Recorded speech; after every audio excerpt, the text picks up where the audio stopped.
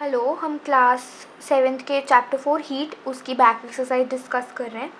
तो first question, state similarities in difference between laboratory thermometer and clinical thermometer.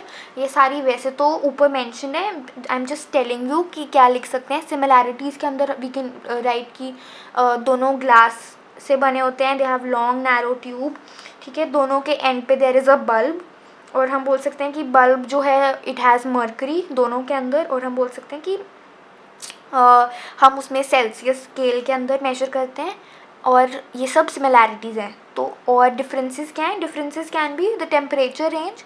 Clinical thermometer की temperature is 35 to 42 degree Celsius, laboratory की is -10 to 110 degree Celsius. तो range का तुम difference दे सकते हो।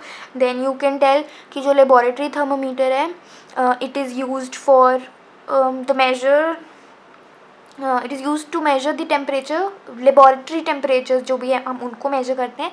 Clinical thermometer जो है वो हम ह्यूमन बॉडी का टेम्परेचर मेजर करने के लिए करते हैं, ठीक है। और हम बोल सकते हैं क्लिनिकल थर्मोमीटर के अंदर वेरी इंपॉर्टेंट, क्लिनिकल के अंदर जो है there is a kink present. वो किंक क्या करता है?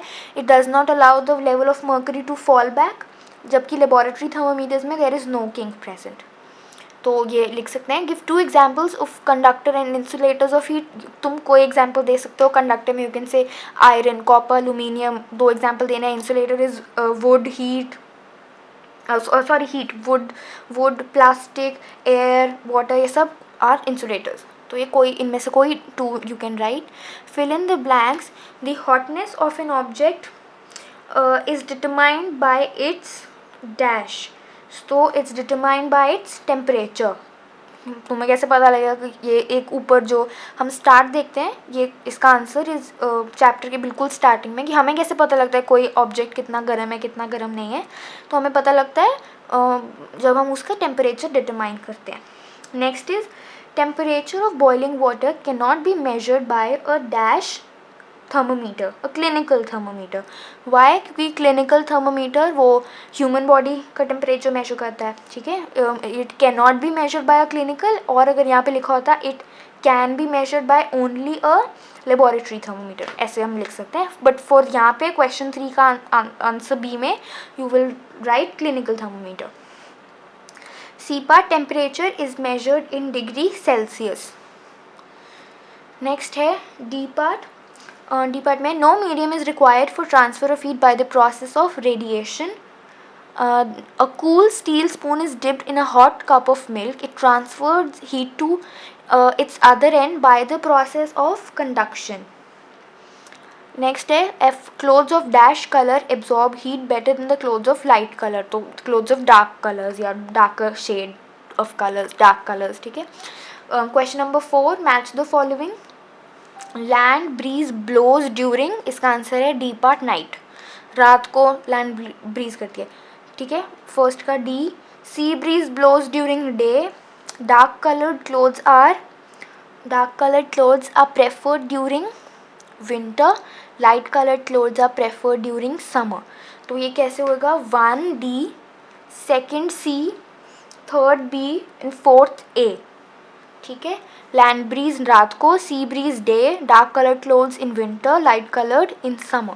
Discuss why wearing more layers of clothes during winter keeps us warmer than wearing just one thick piece of clothing. ये मैंने पहले भी एक्सप्लेन किया था लास्ट लेक्चर के अंदर, बट दोबारा क्यों? क्योंकि जब हम थिक पीस ऑफ क्लोथिंग पहनते हैं वहाँ पे there is no air trapped, लेकिन जब हम लेयर्स करते हैं, more layer of clothes means कि ज़्यादा एयर ट्रैप होगी। Air is a bad conductor, is an insulator of heat, so it does not allow heat to pass from our body to the cold और cooler surroundings, इसीलिए we prefer layering of clothes. Next है look at figure 4.13, mark where the heat is being transferred by conduction, convection और bye radiation. तो ठीक है, इसके अंदर कैसे तुमने देखना है, यहाँ पर देखो, ये जो कैंडल है, कैंडल से यहाँ तक इट्स कंडक्शन, क्योंकि दोनों दे आर इन कॉन्टैक्ट। तो कैंडल टू पैन, कैंडल से पैन के बीच में it is the heat is being transferred through conduction. Pan के अंदर जो पानी है, पानी के अंदर हीट ट्रांसफ़र होती है bye the process of convection.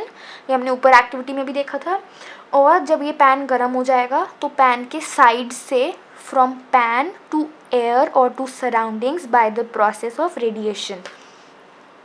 I'll repeat once. Heat transfer candle से pan, candle to pan by the process of conduction. ठीक है. विदिन पैन यानी और within from pan to water is through convection, and from hot pan to the surrounding or to the air is through radiation. Radiation ये candle भी show कर रही है. From candle और ये बर्नर या कैंडल जो भी है, ये burner to surrounding is also radiation, and from this hot pan to surrounding is also radiation. 7th question. In places of hot climate it is advised that the outer walls of houses be painted white. Explain. क्यों? क्योंकि हमने अभी last lecture में हमने देखा, क्योंकि जो white colour है और जो लाइट कलर्स हैं, they do not absorb heat, they reflect heat. इसकी वजह से इट इज़ एडवाइज्ड कि जो गर्म जगह हैं जहाँ पे हॉट क्लाइमेट है वहाँ की जो हाउसेज़ हैं वो वाइट कलर का पेंट हो, ताकि जो वो वाइट पेंट है वो सन से आती हुई हीट को रिफ्लेक्ट करे, एब्जॉर्ब ना करे. 1 liter of water at 30 degrees Celsius is mixed with 1 liter of water at 50 degrees Celsius. The temperature of the mixture will be, ये MCQs है. The temperature of the mixture will be A part 80, C part 20, B more than 50 but less than 80, between 30 और 50. तो इसका answer है D part, between 30 और 50. क्यों? क्योंकि जो वाटर है उसने एकदम से गेन भी करना है, लूज़ भी करना है. ठीक है. तो इसकी वजह से 30 to 50 के बीच में रहेगा. कैसे? अगर तुमको समझ नहीं आया,